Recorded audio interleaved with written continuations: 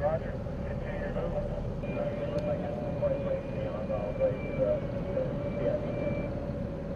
Roger, look for it. Start down on the ground.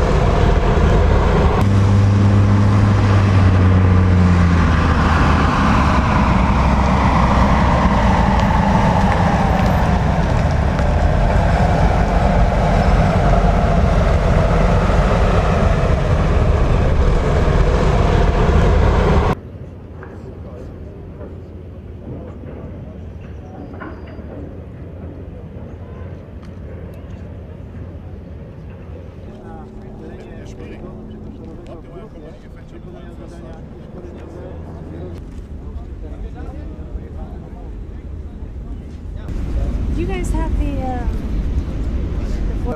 their energy, their professionalism is what has made this entire exercise possible. Poland is well served by these two general officers.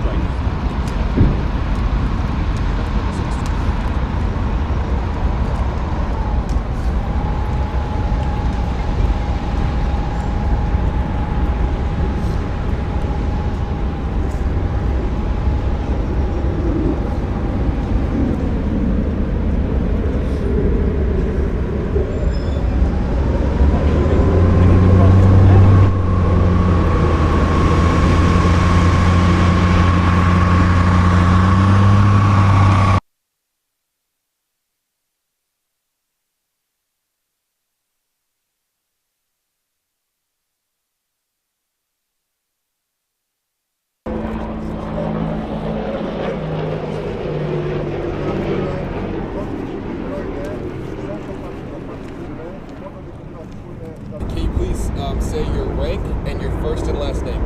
I am Lieutenant Colonel Thorsten Schwiering. Can you spell your first name, please, sir? Thorsten, Thorsten. And your last name? Schwiering, Schwiering. Alright, sir, and your unit, please. I'm the battalion commander of the Armored Engineer Battalion 130, which is a German unit located in Minden in vicinity of Hanover. Of everybody working together, you can see it behind me. So, during the exercise Anaconda, I'm the commander of a multinational engineer task force here, which is not just German soldiers, but also British, Dutch and US forces. There's definitely a need to conduct these kind of exercises and to improve the interoperability, because no nation within NATO can cross rivers like we have behind me for several times. Each nation, or some of the nations, just have got limited material and equipment available, so we just have to work together and conduct combined operations, and that's what we did today. All right, sir, so tell us what went into the preparation of the bridge. The preparation of the bridge, for us it is more or less easy, because in Minden we are co-located with the British forces. So within NATO it is just the Germans and the British forces who have got this amphibious equipment available. And we are co-located in Minden, which means we are conducting training on a daily basis together at the river Weser in Minden. And then we just deploy our material. The gap here is a little bit longer than the Weser in Minden, but actually we are well prepared to do this also with the friends from Great Britain. Can you tell me the importance of the alliances working together? Well, NATO is a collective security defensive alliance. So everything that we do is about building confidence in each other. The attack on one is an attack on all 28 nations together. You have to practice. You have to do exercises. This is where you build trust. This is where you build interoperability, just like you saw here, American and German vehicles crossing a bridge that was built by German and British engineers, Polish and American helicopters overhead, all under the command of a Polish commander with U.S. Army MPs and Polish territorial forces securing it and controlling it. So this is where you build that confidence. This is where you build the skill to make sure that we do have an effective collective defense. So what would you tell troops that aren't sure of their importance in Europe, sir?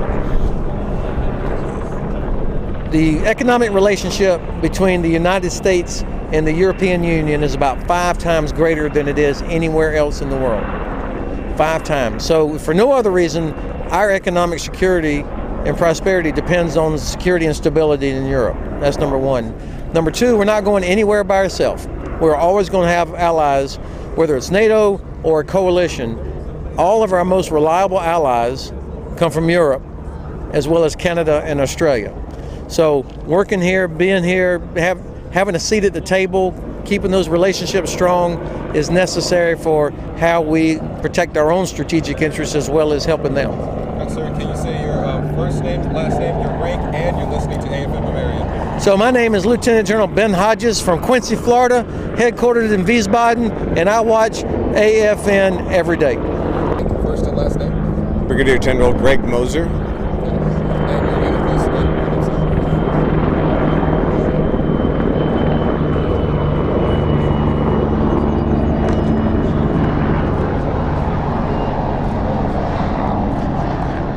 And the spelling of your first name, sir?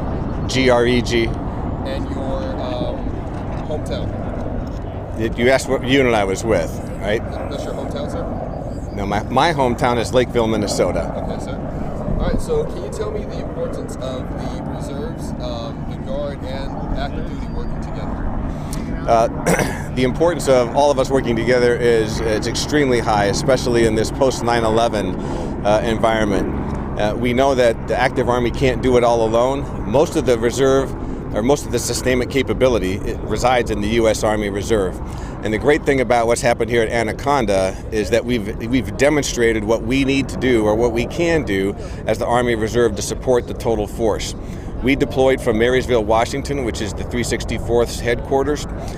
We came in by air, set up our early entry command post, and established the linkages that we need to do with the sustainment brigades and the theater sustainment commands. We brought in all the food, the water, the vehicles, the fuel, the ammunition, everything that was needed to support this exercise. We did. We were in a month ahead of time to get all those things ready, but that's exactly what sustainment commands do. And the fact that all of this is kicking off is a testament to the Army Reserve and its ability to bring the sustainment to the fight. How important is readiness to you, sir? Readiness is number one. Okay? It's key. If we're not ready, I could have the most capable soldiers and most knowledgeable soldiers, but if they're not ready to come over here and deploy and actually execute, then none of this would happen. So we spend a lot of time both training and also getting our soldiers ready for missions just like this. How do you feel when you see all our allied partners working together? Well, that just gives you a sense of thrill inside. You know, we operate so much on our within our own community, Army Reserve or even expanded National Guard and Active Army. But to take that to the next level, when you come in and you're operating with a multinational partner like this, an ally, and you find out how similar we are, how much our objectives are the same, how much we both are striving for the same goals. And that's a powerful thing because you find that you've got a lot of synergy, and that the cooperation that we've found, the camaraderie that we've found, particularly with the Poles, has been something that I know I and all my soldiers are going to remember for the rest of our lives. Yes, sir. And do you have anything that you would like to add? Well, I think from an Army Reserve perspective, this exercise to me has been the greatest demonstration of our ability to deliver on the doctrine that we say that we're going to do. The ability to deploy, set up, take over sustainment operations, get a theater set. That's what expeditionary sustainment commands are set to do. That's what the Army Reserve says it's going to do. And although this exercise only lasted for a couple of weeks, this ESC has gone through all of those doctrinal things that are supposed to happen. We could have done this for a much longer period and been successful. So I will go back home very proud of the team and what they've done to demonstrate that we can do this for the long haul. And I will go back to the Army Reserve Command and use this as an item, as an opportunity to demonstrate that all those things that we say we're going to do, we can actually deliver on. Sir, what were your thoughts as you were crossing the bridge? That was a very cool experience. Okay? Sitting there with our fighters in the Striker, going across a German bridge.